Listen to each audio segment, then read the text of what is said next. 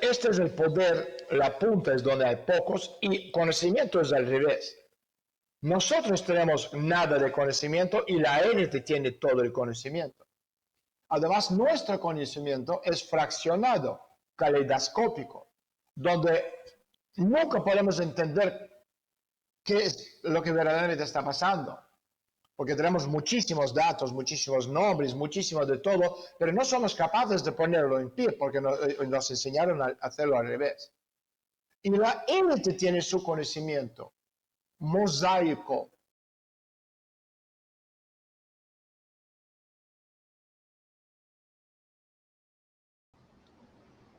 O sea, hace muchos miles de años. O sea, había pseudo sacerdotes, curanderos, luego su círculo se expandió debido a la expansión de la gama de tareas.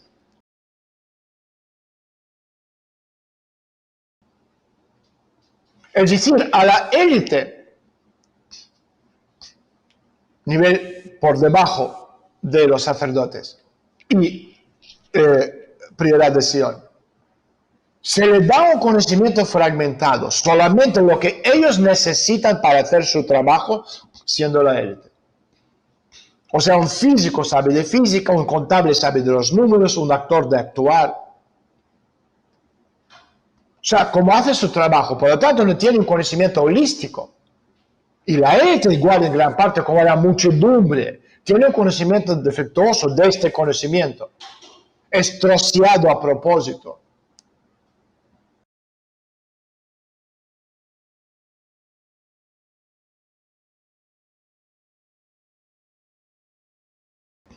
El centro de control con pretensiones de esta dominación mundial se formó en el Antiguo Egipto. ¿Por qué en el Antiguo Egipto?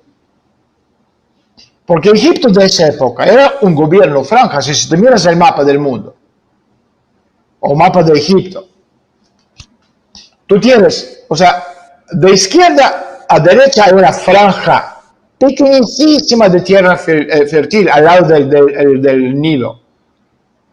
Y después el resto es desierto. Entonces, en esta pequeña franja, todo el mundo busca su felicidad, pero no hay suficiente felicidad, porque no hay espacio fértil para todos. Y la tensión social es excepcionalmente alta, ¿y quién se suponía que iba a resolver los problemas de la sociedad? Entonces, ¿quién gobernó a Egipto? Faraones, no, faraones eran unos niñatos malcriados. Los verdaderos gobernantes de Egipto eran el antiguo sacerdocio. O sea, había 22 hierofantes, o sea, rango dentro del sacerdocio. Lo que traducido significa leer el destino o predecir el futuro. Y son ellos, eran los guardianes del secreto del conocimiento hermético. Que estos sacerdotes heredaron este conocimiento de la antigua civilización de Atlántida.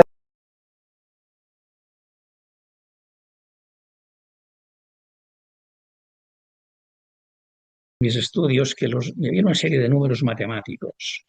Y uno de ellos, había un investigador que había dicho que estaba en los ángulos de la pirámide, era el número E.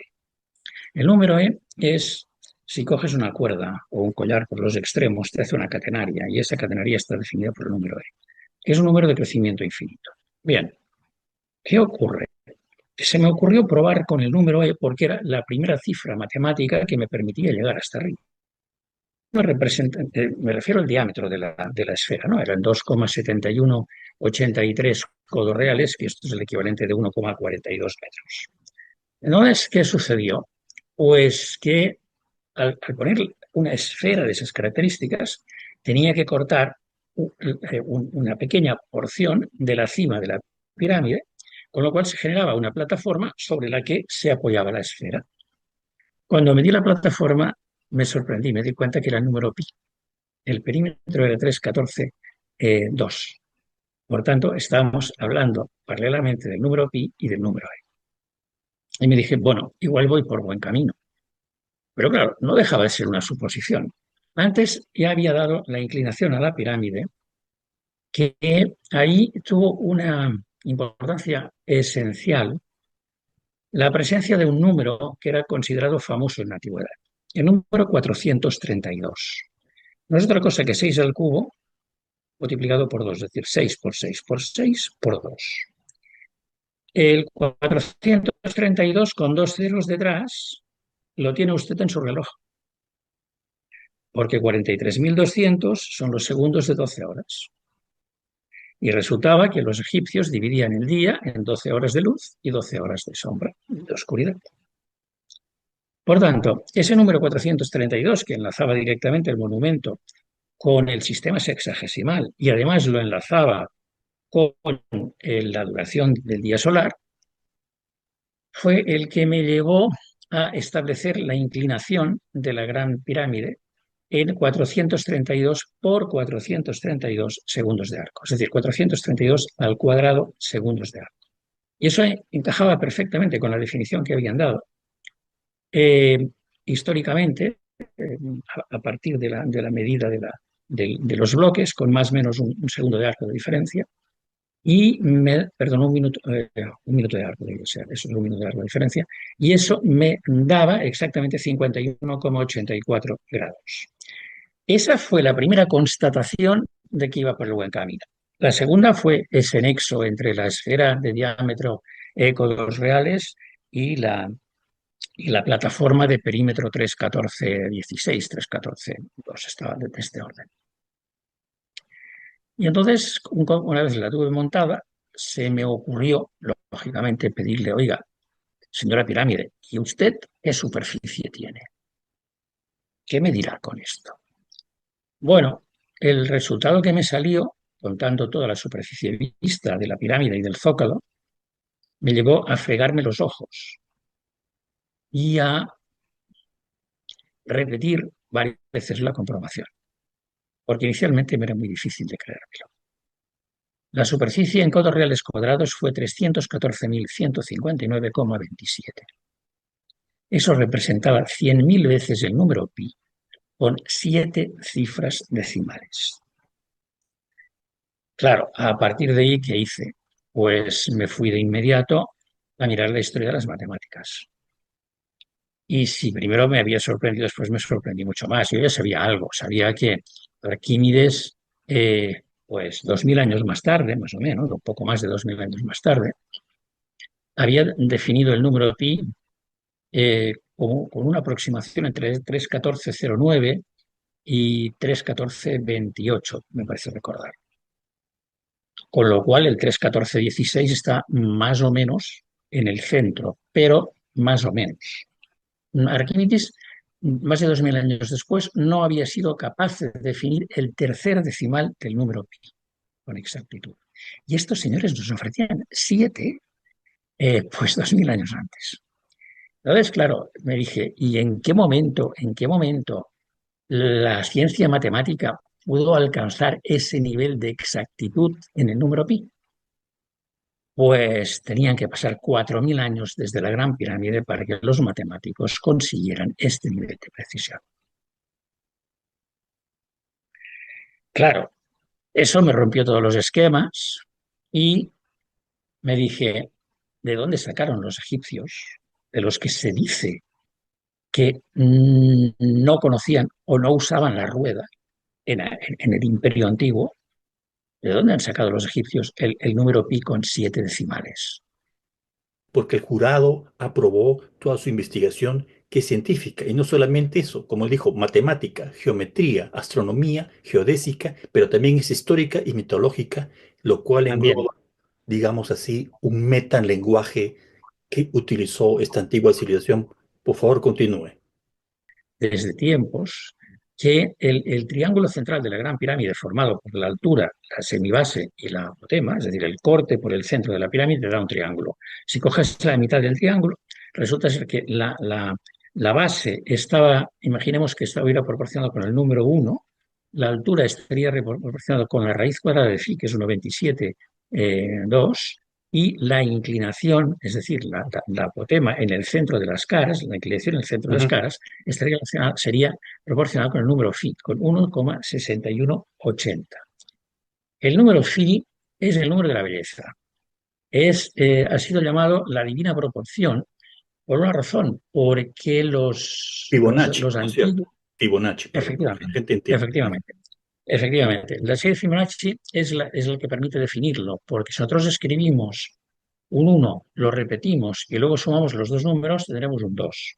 Si ahora sumamos el 2 y el número anterior, tendremos un 3. Si hacemos lo mismo con el 3 y el número anterior, tendremos un 5. Y así sucesivamente tendremos el 8, el 13, el 21, el 34, el 55, el 89, el 144, el 233. Bien.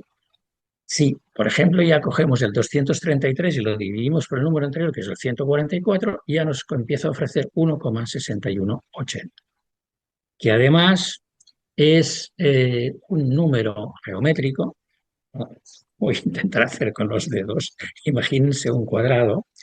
Ese cuadrado lo partimos por la mitad y cogemos este centro de aquí y lo unimos con el vértice y lo abatimos.